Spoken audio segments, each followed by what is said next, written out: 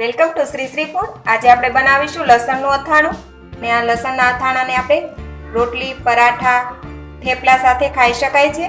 તો તેના માટે 200 ગ્રામ લસણ લીધેલું છે। લસણ આપણે ફોલીને જ લીધેલું છે। 50 ગ્રામ અથાણા સંભાર મસાલો, 500 ગ્રામ કેરી, 100 ગ્રામ આદુ, 1 ચમચી હિંગ, 1 નાની ચમચી હળદર, 2 ચમચી મીઠું અને અડધો કપ તેલ જોશે। પહેલા આપણે કેરીની અને આદુની છાલ નીકાળી તૈયાર કરી લઈએ।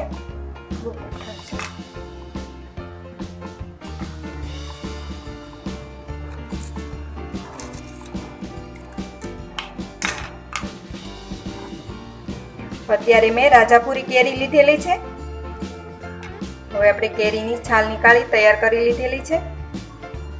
હવે આપણે કેરીને કાપીને તૈયાર કરી લઈએ।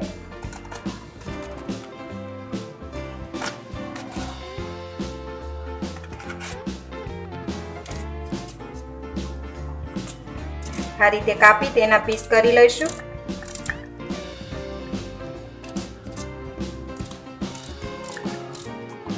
આ જ રીતે આપણે આખી કેરીના પીસીસ કરી તૈયાર કરી લઈએ।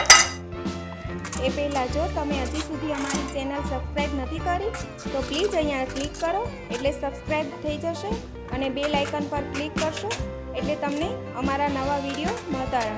અને વિડીયો પસંદ આવે તો પ્લીઝ લાઈક પણ કરો અને તમારા ગ્રુપમાં શેર પણ કરવાનું ભૂલતા નહીં। હવે આપણે કેરી કપાઈને તૈયાર થઈ ગઈ છે। આદુની છાલ નીકાળી તૈયાર કરી લઈએ।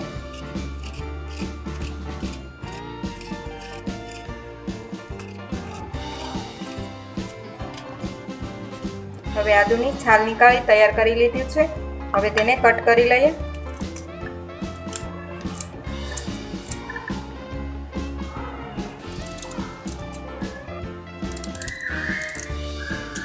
આદુ પણ આપણું કટ થઈને તૈયાર થઈ ગયું છે। આ લસણની ઝીણી કળી નીકાળેલી છે।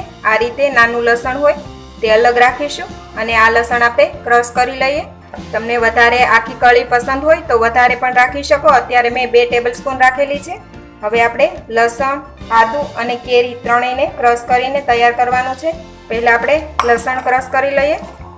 લસણને આપણે થોડું આખું રહે એ રીતે ક્રશ કરવાનું છે। લસણ ક્રશ થઈને તૈયાર થઈ ગયું છે। તે આ રીતે આખા ભાંગું રહે એ રીતે ક્રશ કરવું અને ક્રશ કરતી વખતે મિક્સર એક સાથે નથી ચલાવવાનું, ચાલુ બંધ કરી એ રીતે તેને ક્રશ કરવાનું છે।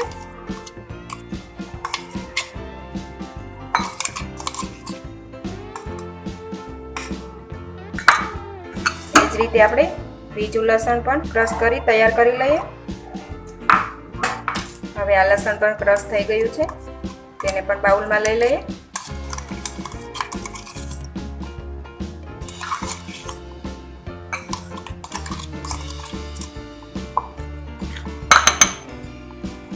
હવે આપણે આદુને ક્રશ કરવાનું છે, ક્રશ કરી લઈએ। આદુની પણ આપણે એકદમ પેસ્ટ નથી બનાવવાની, તેને પણ અચકચરું રહે એ રીતે જ પીસીને તૈયાર કરવાનું છે। તો આદુ પીસીને તૈયાર કરીએ। આદુ પણ આપણે ક્રશ થઈને તૈયાર થઈ ગયું છે, તેને પણ આપણે આ જ રીતે ક્રશ કરવાનું છે। તો આદુ તૈયાર છે, તેને પણ એક બાઉલમાં લઈએ।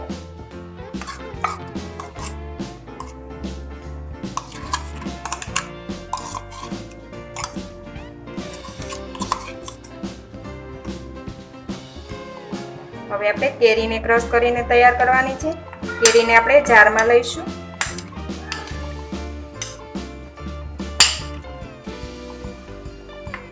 કેરીને પણ આપણે એકદમ પેસ્ટ નથી બનાવવાની, તેને પણ આ જ રીતે અચકચરું જ વાટવાનું છે। તો વાટીને તૈયાર કરીએ।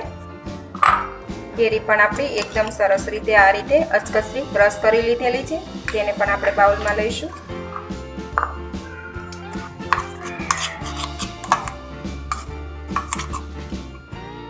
એ જ રીતે આપણે બાકીની કેરી પણ ક્રશ કરીને તૈયાર કરી લઈશું। હવે આપણી બધી જ કેરી ક્રશ થઈને તૈયાર થઈ ગઈ છે। હવે આપણી કેરી, આદુ અને લસણની પેસ્ટ તૈયાર છે। હવે એક કઢાઈ લઈ તેમાં આપણે તેલ લીધેલું છે। હવે તેલ ગરમ થાય એટલે તેમાં હિંગ નાખીશું, લસણ નાખીશું,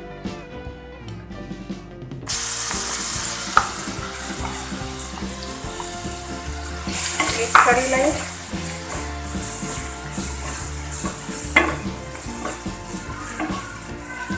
હવે જે આપણે લસણની કળી રાખેલી હતી તે પણ નાખી દઈએ. બધું બરાબર મિક્સ કરી લઈએ. આ લસણ થોડું ગુલાબી જેવું થાય ત્યાં સુધી તેને શેકીને તૈયાર કરીશું.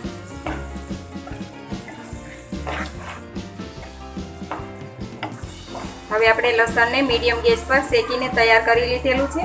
હવે તેમાં આપણે આદુ નાખીશું.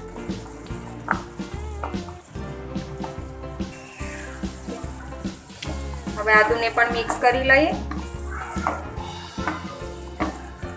ફરી આપણે તેને મીડિયમ ગેસ પર 4 થી 5 મિનિટ માટે શેકીને તૈયાર કરીશું. આ રીતે બરાબર હલાવતું રહેવું. હવે આદુ અને લસણ સરસ રીતે શેકાઈ ગયું છે અને તેલ પણ બહાર આવી ગયું છે, તો તેને નીચે ઉતારી લઈએ. હવે લસણ અને આદુને આ રીતે હલાવતા ઠંડુ કરી લઈશું. હવે લસણ ને આદુ થોડું ઠંડુ થઈ ગયું છે. એકદમ ઠંડુ પણ નથી કરવાનું, થોડું ગરમ રહે એ રીતે રાખવાનું છે. હવે તેમાં આપણે કેરી નાખીશું.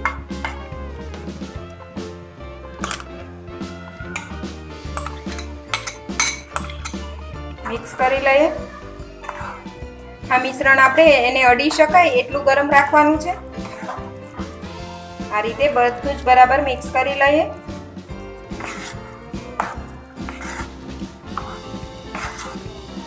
મિક્સ થઈ ગયું છે. હળદર નાખીશું, અથાણા સાંભાર મસાલો નાખીશું અને આપણા ટેસ્ટ પ્રમાણે મીઠું નાખીશું. હવે બધું બરાબર મિક્સ કરી લઈએ.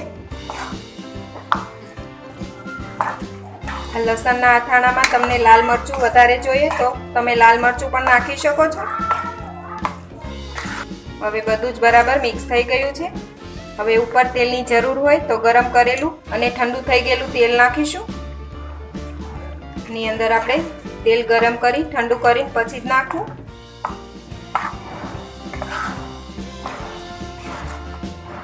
હવે આપણું લસણનું અથાણું તૈયાર છે. તેને આપણે બરણીમાં ભરી લઈશું.